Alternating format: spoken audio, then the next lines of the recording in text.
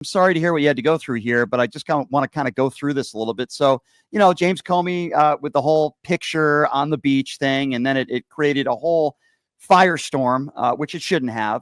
And then you would just simply put a tweet out, right? Let's start there. You put a tweet out saying 8647, correct? Yeah. So after Comey posted his, I followed up with one of my own. It was actually a thread, and in the thread, I specifically said, just so you know, this is not a call for violence in any way. It's a call to remove Trump from office.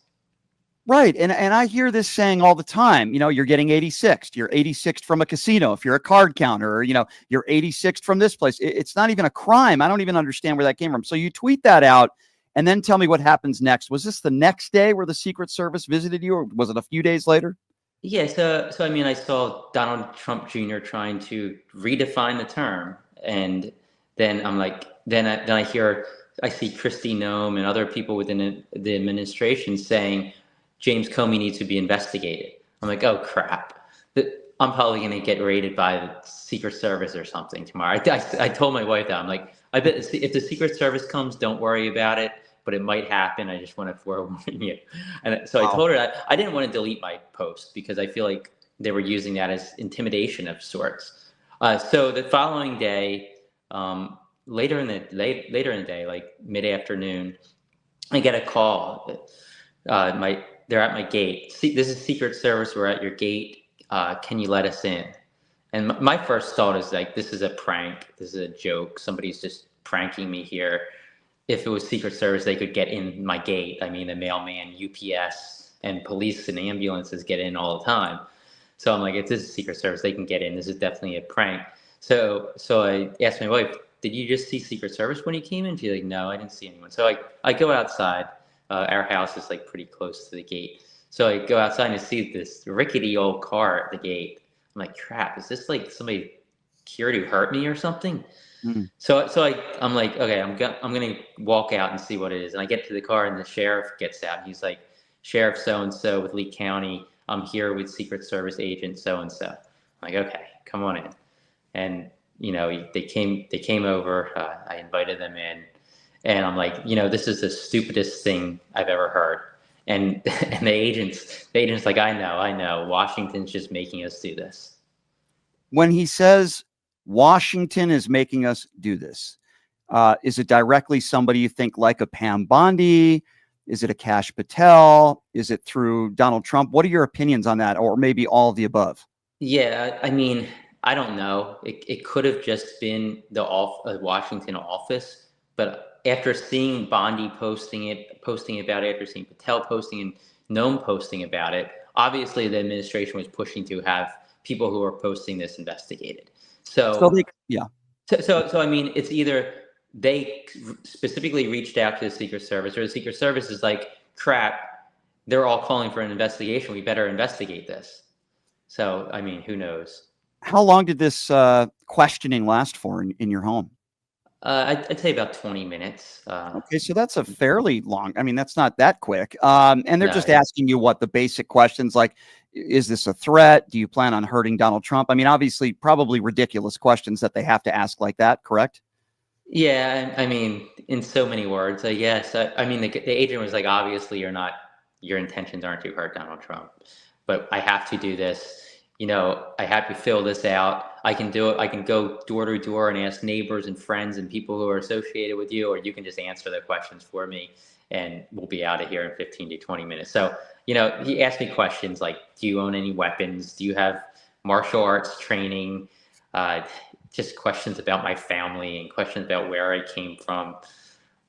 And yeah, I mean, I cooperated. I had to sign the document saying they could look into my mental health, like see if I have any mental health problems, which I don't. So yeah, I mean, it was a little intrusive, I guess, in that way. Yeah, absolutely, Ed. And I'm sorry you had to even go through that. But I'm thinking to myself, the wasted resources, right? Because we hear all from MAGA Republicans about Doge and, wasted resources and wasted money and wasted this and wasted that. Think about the wasted time and efforts that they're taking upon themselves in doing just something like this with you. Just a complete and total waste of time. Yeah, I mean, that's an agent you're paying to be doing this instead of, looking into a real possible threat into the president or a real possible threat into America. So it is a waste. And I think to me, it's intimidation, right? So if they start showing, they go after big influencers, right? They go after James Comey. They set this example. Oh, if you call for the impeachment or removal of Trump, we might investigate you. And that's what bothers me, because 86 was never anything threatening in my mind. And I don't think it is in 99.999% of the people out there's mind.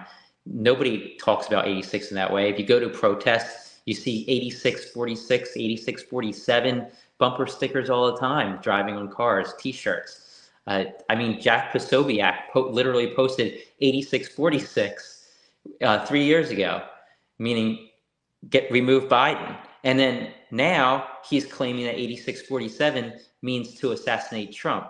So he's the guy who should be investigated, right? Because he's associating 86 with assassination, and he said 8646 Biden. So, I mean, it's almost comical if it wasn't so serious. Yeah, Posobiec is a complete clown. Don't even get me started, Ed, with him. I had to debate him on the Piers Morgan show last week, and he's just a complete imbecile. But yeah, you mentioned him and Matt Gaetz and others that said very similar things, and you eloquently pointed that out on social media. I mean, did you ask them that? Why weren't they investigated? If this is serious enough to come to my place and question me for 20 minutes, why didn't you guys investigate these people? Now, obviously, we know the answer to that, but did you ask them that? I pulled out tweets from Matt Gaetz, and I said, you know Matt Gaetz? And he's like, yeah, I've heard of him. I'm like, he literally posted, he just 86 3 members of Congress. And was he investigated? And they're like, we just have to do this. Washington sent us. Just absolutely embarrassing. Okay, so 20 minutes go by. What, you shake their hands and they leave, and do they say anything else to you, like you probably won't hear from us, or like do they say anything else? I asked. I said, "Is that it? Am I going to hear from you again?" And he said, "No, that's everything. We're good."